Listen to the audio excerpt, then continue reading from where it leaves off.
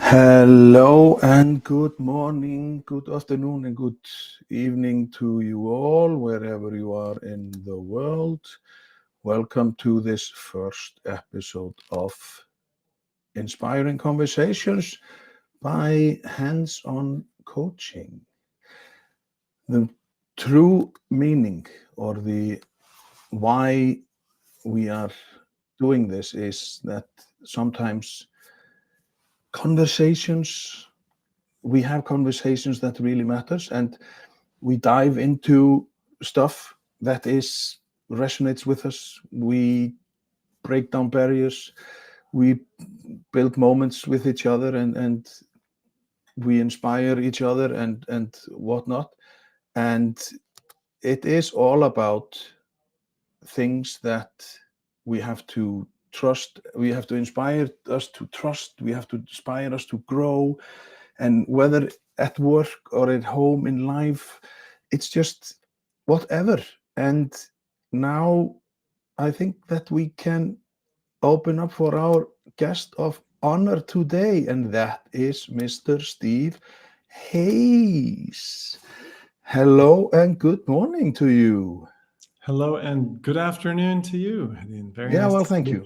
I see we got the memo to wear very black tops. Yes. The reason for this attire is I am now on the Snæfellsnes Peninsula near the glacier Snæfellsnes, where the book by Jules Verne, the Travels to the Center of the World, no, to the center of the earth, is supposed to have started. So I am, and there is really bad weather here, so it's just like, but what do you do for money? So welcome, Steve. How is life in your neck of the woods? Life is good. It's frosty. I'm in southern Ontario, and it is mid-November, so it's cold and blowy. But I'm also celebrating the birthday of my 7-year-old son. He's 7 today, so I made crepes for breakfast. Feeling very productive and like best dad around. I win Great Dad Award. Okay. Yes, thank you. So 7 years. Oh, he must feel big. Yeah, no, that was the feeling this morning, giving him a big hug. I was like, my baby ain't a baby no more. Oh, yeah. Well, wait until he becomes 10, then life really starts. Yeah. So, my friend, the reason for that I am talking to you is that we met at a Connection Cove event, and we instantly hit it off. And we talked later on, and then all of a sudden, you co-wrote a book. And out of nowhere, it just kind of dropped from the heavens into our hands.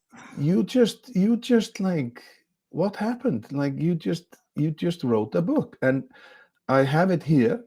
Hey. I have it so we can put it like super. I knew I would do this wrong.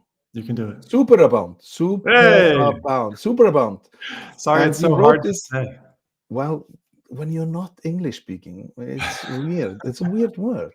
Well, So the live thing about the the word yeah. is it hasn't been common in the language for over 100 years. Like apparently in the 1800s, it was pretty common. Like there's a superabundance of raw materials, right? Kind of an industrialist word, but it kind of died away in the information age. And while we were thinking of names for our company and then names for our book, it really resonated with us as a word that encapsulates how we see life. That I the, thought, the Steve, fact, that you had, right? yeah.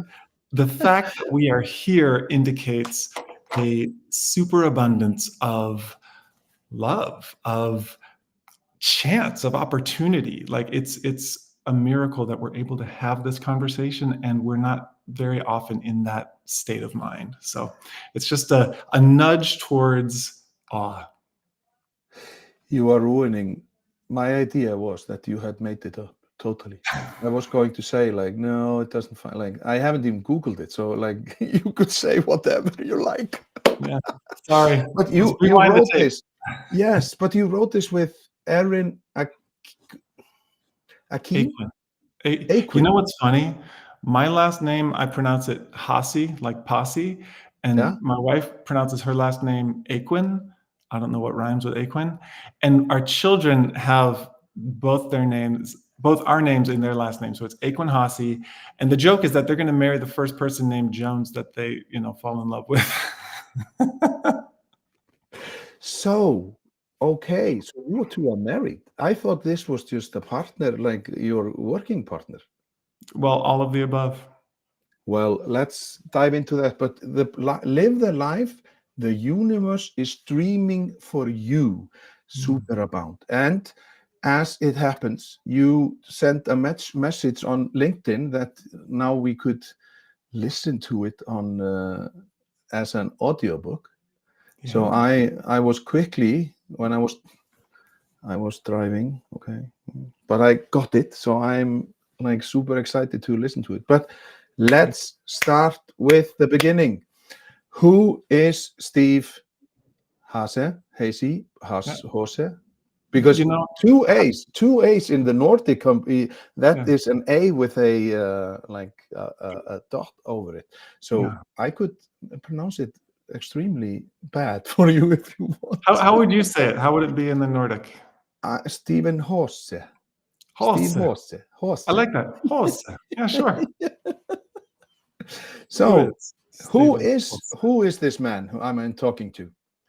And go, yeah, fairly, but like I know that you have a secret because you are in Canada, but I started my journey on this earth in the USA, born in the suburbs of Chicago to Michael Haase, the engineer, and Virginia Arndt Haase, the teacher. Hardworking professionals. My mom stayed home with me as the oldest boy, and then came along two younger boys, Jonathan and Timothy. And so we were the three musketeers, causing all kinds of chaos and trouble. And I didn't think we were that bad until I had kids of my own, and I thought back on the experience my poor mother must have had, and I realized I was pretty bad. well, one's upbringing or one's like perception of your own how you behaved and everything, it's you realize when you get your own kids and you're just like, what the did you call your mother then and said, Mom, I'm sorry? Around my 40th birthday, I called my dad particularly, and I was like, "You guys did great. I just want you to know you did great." Yeah. Yeah, the things they had to tolerate, wasn't it? Yeah. And the worries. But Steve, like, how your life? Like, where should we begin? Like, what did you do? Like, your education and how is it that you are? Well, I gather that you found love in somewhere between Chicago and Ontario. So, like, how is this possible? What happened? Yeah, well, I actually go through a fair amount of the story in my book, which is Ooh, it's interesting. It's kind of how to live the life of your dreams. And you shouldn't write a book like that if you haven't put some serious thought and can kind of reflect on your own life as such. And so I did some of that in the book. For me, the path started with, I'm going to do the awkward thing, turn my camera around and show you our lovely piano over here. Oh, yeah. Right, we got that Brilliant. beautiful grand piano, and that is that's where my journey in the world of big people began, with music. I played piano, did pretty well with that, picked up trumpet, and that felt like my thing. And eventually I went into music full time, went to the Eastman School of Music for my undergrad degree, and then University of Maryland for my graduate degree. But it was very entrepreneurial as well. I created a brass quintet with 4 of my other friends at school, and we lasted for 10 years as a group. We went to grad school together. We had our educations paid for. We had pieces commissioned for us. Like it was a very successful ensemble. And then from school, I got a job in the U.S. Navy Band. So that was my first full-time, well-paying job outside of school, was with the Navy as a musician. So that was where my story began. And why is it that you, like, did you quit music, or did you just, like, university came, or like, why, what is your role, like, professional role? Well, you can't be a professional musician, but like, what changed, what shifted, what inspired you? Because I have a Rabasi here. He said, because my introduction was probably the like, as he says, like, without inspiration we don't grow. So what made, like, who inspired you to, was it out of necessity that you shifted your, like, work life, or No. how? So, or can you use it Yeah. in your professional life? So what happened was I was in Washington, D.C. I was 25 years old, and my colleagues were outstanding musicians. I mean, I was surrounded by, it's funny, it was a 16-person trumpet section. There were a lot of trumpet players in the band, and half of And them, extremely loud, I gather. it was a loud group. Yeah, it was great. It was so loud. Half of them had gone to the school that I had gone to. Like it was weird just what a feeder system my trumpet studio was for, my professional career as a musician. But many of my colleagues were focused on their retirement package 20 years from now, and the stability of finally having a job in the band. And with all these musicians finally having a stable job, many of whom had been on the road with big name folks, and then they finally got a job where they just get to stay in one place and earn the same, if not more money. There was a baby boom. Everyone was having babies. I was 25 and not interested in any of that. I felt so out of place, like being in this kind of very settled, very kind of family and home environment, when what I wanted was the biggest adventure possible. And where that led me to was my spiritual quest. And so I had kind of awoken to the desire to know what is true for me, and even true with a capital T, if such a thing is possible. Earlier on in life, that's part of what sparked my musical journey, and that passion for discovering the truth never faded. And so I was in the band. I was, there for 5 years, surrounded by everyone who was kind of thinking more about, their family and home. And I was really into the spiritual path. And so I had found a group of people that resonated far more strongly with me than my musical colleagues, and also with the family that I had created at that time. I had actually gotten married when I started my life in DC. But my spiritual community was where I felt most at home. And along with that, on the professional side of things, it was 2006, 2007, 2008, around this time. And Twitter had just taken off. Software as a service was becoming like the next wave of how to create a huge impact in business and in technology. And so me and a few other friends in that community decided to create our own software as a service business. And so that was getting started. I, left behind my entire life in DC, including my marriage, my home, my career with the Navy band, with the trumpet, and I just hard pivot into living in a spiritual community and building a tech company, and that was 2008. So 16 years ago. Yeah.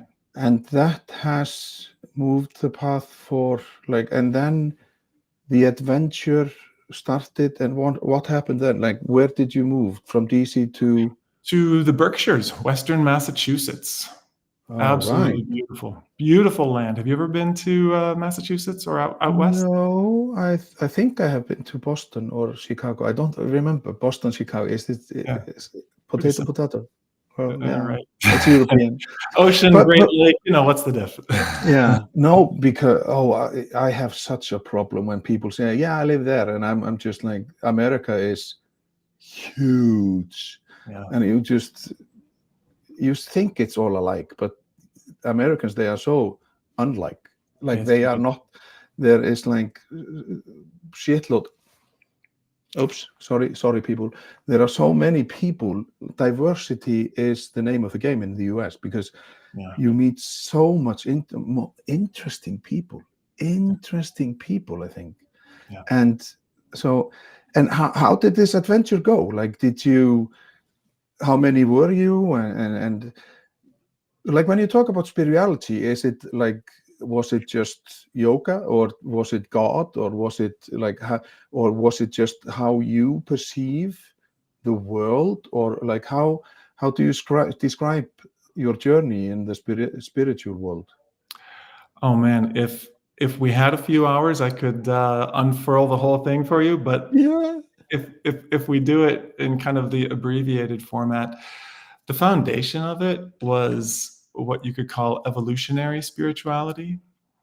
The technical term would be evolutionary panentheism, where the idea is the divine is in everything and is everything. So you are an expression of the divine. I am, we all are that same cosmic spark that is, driving. And in this case, the evolutionary dimension of it is driving the process of becoming.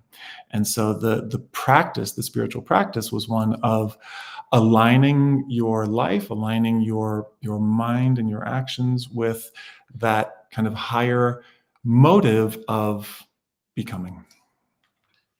How interesting. I think this is how I live.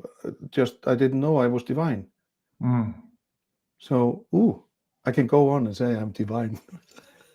Am I bad? Am I bad for saying that? But Just gotta be how? careful that you don't get a big, Well, I hope they will not put me inside of some institution. But depends where you are. But how is it? How does Now I have to really think. How is spirituality and work? The name of the game is that you were in a tech company. How does these two things align with each other? It's just, and then you have the profit, you have to get money, you have to, if you have to choose when you are spiritual, then you have everything you need, probably. Money doesn't matter, although it does, of course. But how does this affect each other? And how did you, were your mates, were they in the same thinking and stuff? Yeah, we So were you all in could, the same community. And the yeah, funny thing is, we were also pretty young and inexperienced. And so yeah, the idea was, well, we all wanted this to work, so of course it's going to work. Punchline: it didn't work. So we see from Rob here, was the search for spirituality for peace of mind or looking for clarity of purpose? More on the purpose side of things. I felt good about my life. In general, I didn't feel a sense of angst or being lost. It really was like, why are we here? What is the purpose of all of this?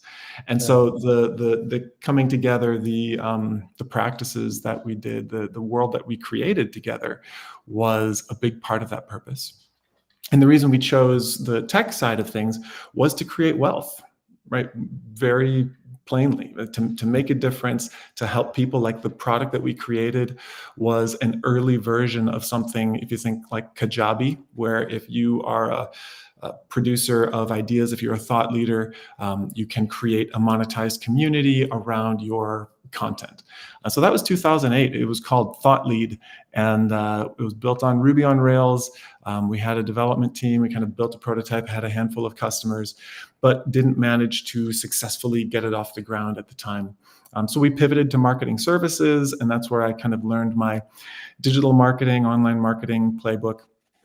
We did the company for 4 years, and then from there, it was time to get day jobs, right? We all had to go find something else. And so then that's when I joined the team at HubSpot, moved to Boston. My wife and I met each other in the spiritual community. So that was our foundation there.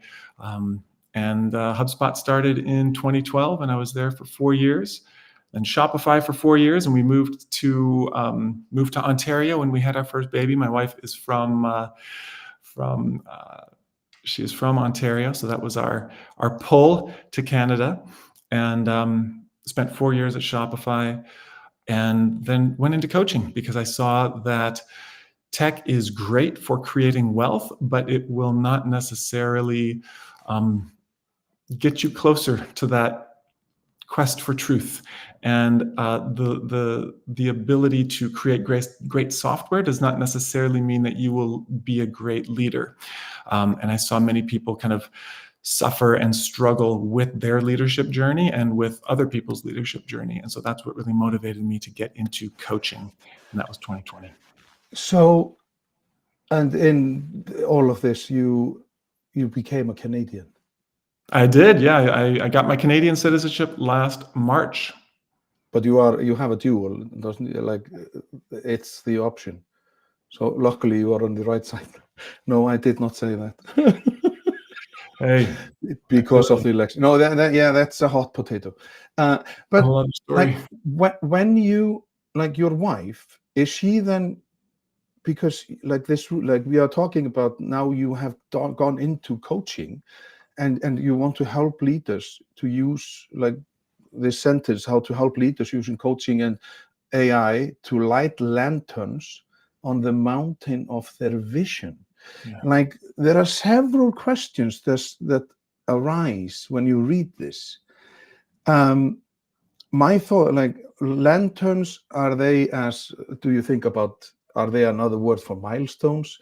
Or are you thinking about, because we have, as people, as humans, we have this tendency to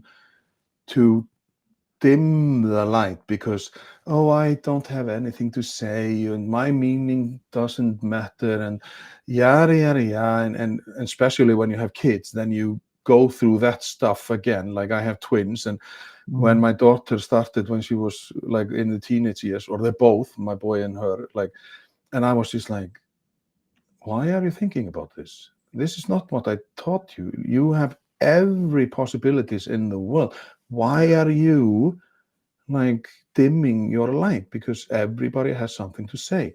So, and then the vision part is, are we good enough to have a vision? Because we have segments. We have to finish school, and then we have to finish university, and then what?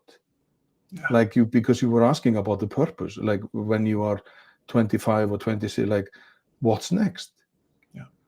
So how does that align? Like, how do you do this? How is it that you, and why? How did you come up with this lantern, like, thought that you have a lantern and you are on your mountain, and how can you perceive and keep on going? Because there are so many things today that can knock you on the head, and you just like, oh no, yeah, I'm nothing.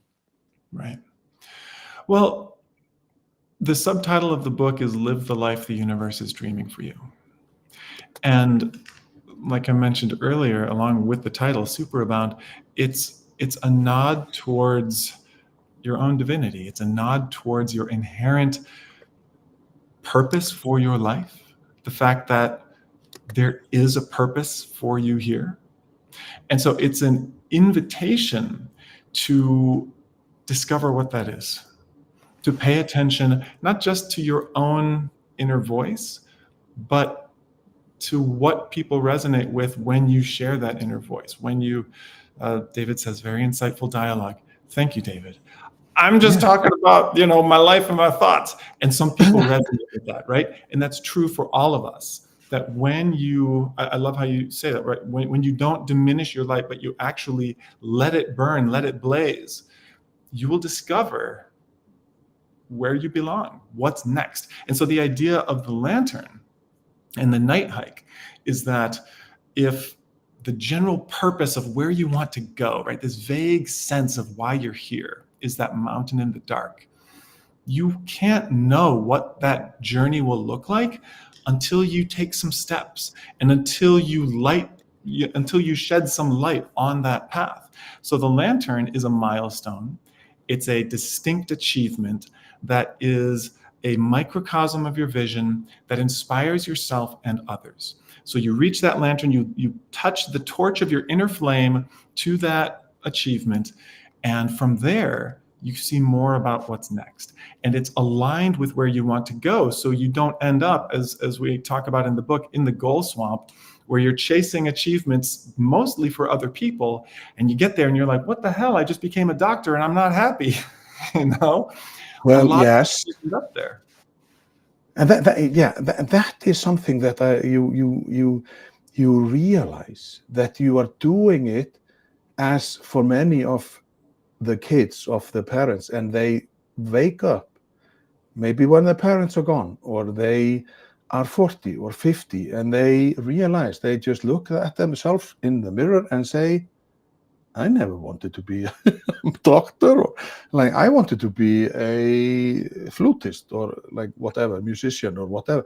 But when we were growing up, we did not have the social media bombarding us with, you have to be this, you have to be that, and you have to do this, and you have to have this, and like, so how can we keep focus on the lantern? How can we, because when we have this poem here in Iceland where like you start walking up the mountain, but then you go back because there are gravel and stuff, but you have to keep on going because life is not easy.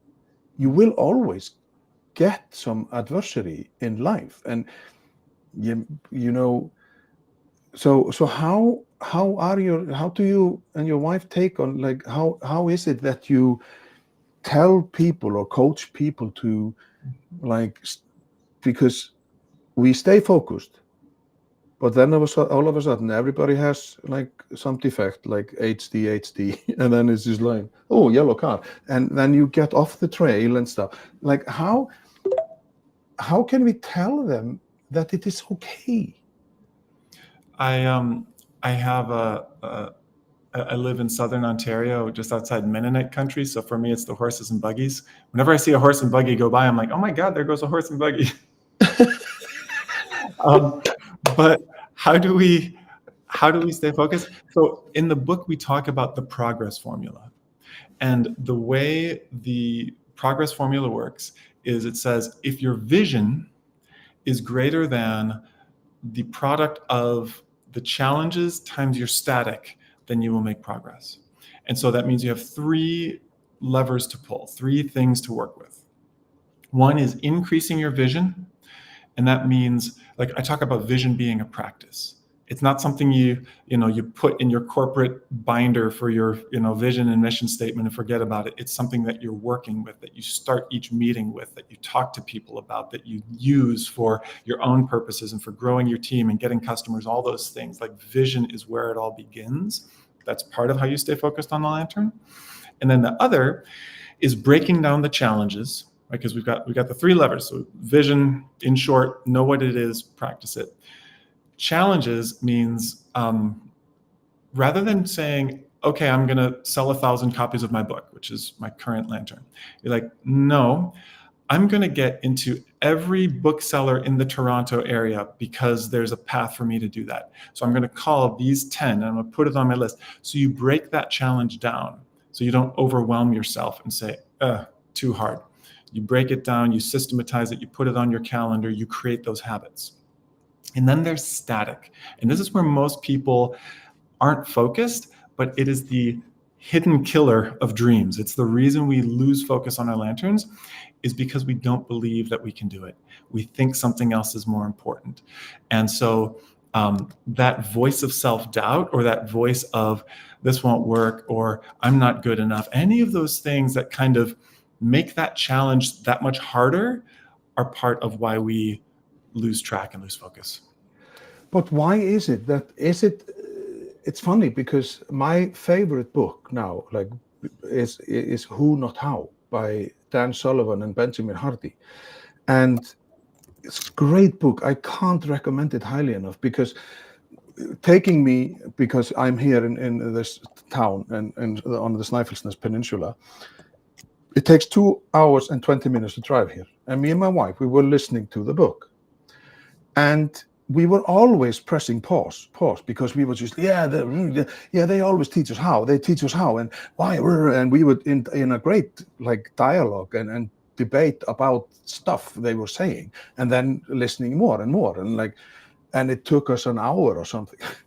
And then all of a sudden he said, chapter 1, it took us almost an hour and a half to listen to 25 minutes of introduction. Yeah. But still, and it had this impact. But why is it that why do you know, or have you checked or Googled or whatever you do, why is it that we want to eat the elephant in one bite? Because what you're saying is that you have, like when you are saying, I got the question when I started my journey 4 years ago, why Iceland? And I said, yeah, why not? I will just do whatever I like. But you have to realize, you have to start with your community, and then you go to the bigger community, and then bigger, and then all of a sudden you are world famous or whatever. Like, so how is it that we always jump from, the beginning? Now you have made the book, and you will become a successful writer. And then you all of a sudden, like, you jump ahead to the final. Why is it? What is it? Do you know what it is in our brain that makes us do this? This is so I don't know, but I think the nugget that really sticks with me is that we overestimate what we can do in a short period of time and underestimate what we can do in a long period of time. Because and that's why, like, because of the lanterns, then because, I'm a failure, I'm this, and then you do, because you are taking, like, it's like the 7 miles jump, or like you often think about X Factor or the Idol, like where musicians who have been struggling musicians, when they get there, they know the hardship. Whereas the people who have been in X Factor and Idol, they disappear after, because they don't have the stamina, because they have not gone up the mountain. They have not taken these steps. Yeah. Well, and I think that's a critical part that you just mentioned there, is switching the mindset towards embracing the challenges. I talk about this in the book, that challenges make you stronger. Like, as an athlete, you grow because you're taking on heavier weight, harder training loads. It's the same as an entrepreneur. It's the same as a leader. It's those steps. It's that hardship along the way that tests you and grows you, really, to be the person who can light the lantern. You may never actually light it. There may be something that, there may be a reason that you turn away, do something else. But if you become the person who can light it, that's all you can ever ask for. But in terms of your life, your personal life, I get it. Like, is the 7-year-old, is he your only child? No, I have a 9-year-old as well, 9-year-old girl. Yeah. So okay, like okay, you have two, and then you and your wife, you are focusing on them, and you are like making the pathway so they will become good, healthy citizens and good persons and everything. But what about, because there are so many people who realize after like 20 years, 30 years together, then they absolutely have nothing in common. They forget to look inwards. Like, while you are like focusing on your family, you like, do you see that? Do you know what I'm meaning? Like, do you know what I'm saying? Like, because if in 10 years time, when the both kids, they move out or they go to university, then you look at your wife or she looks at you, and you are just like, who are you? Why am I living with you? Like, it's just because it's like your fellow musicians in the band, like they were focusing on stuff that you were not focusing on. Mhm.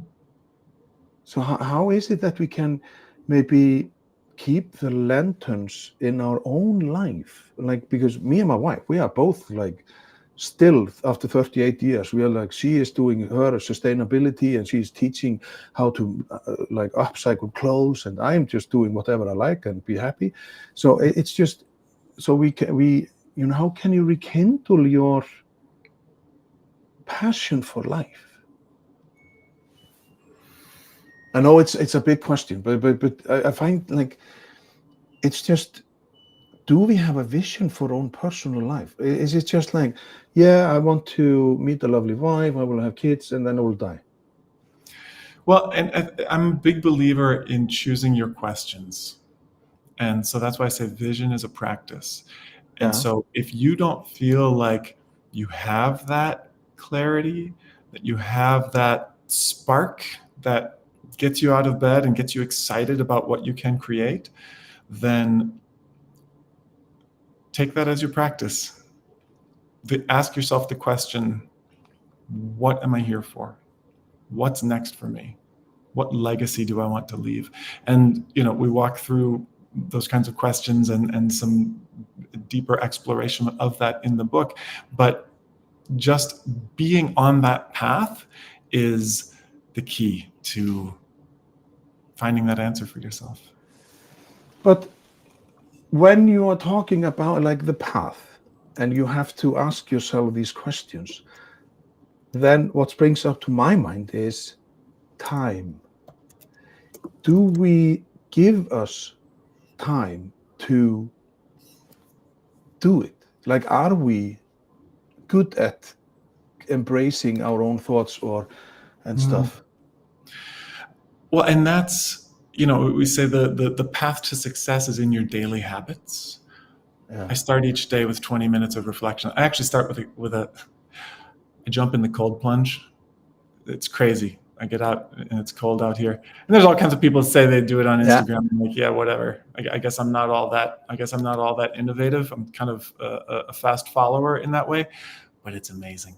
So I'll get in the cold plunge and I'll sit there in this kind of heightened state, and I'll meditate and I'll just reflect on what matters and what it is that I want to do with my day and with my life. So having that habit, having that practice, or even jump starting it with a retreat. I'll often lead clients on several day intensives.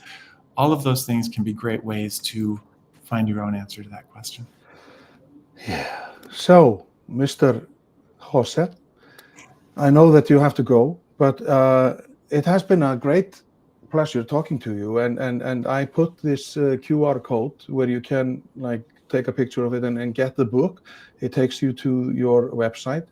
And I wish you all the best for the book, you and your wife. And then maybe when your book, Superabound 2.0, will be in stores, then we can talk again. So I hope Hopefully before that. yeah. This Well, has been a real pleasure. You're yeah, and a great I hope conversationalist and fun to be with. Yeah, and I will want to thank everybody on the call who have been here, because this is just fun. We are just two guys having a good, inspiring conversation. Thank you for So thank listening. you all the people around us, and have a great day.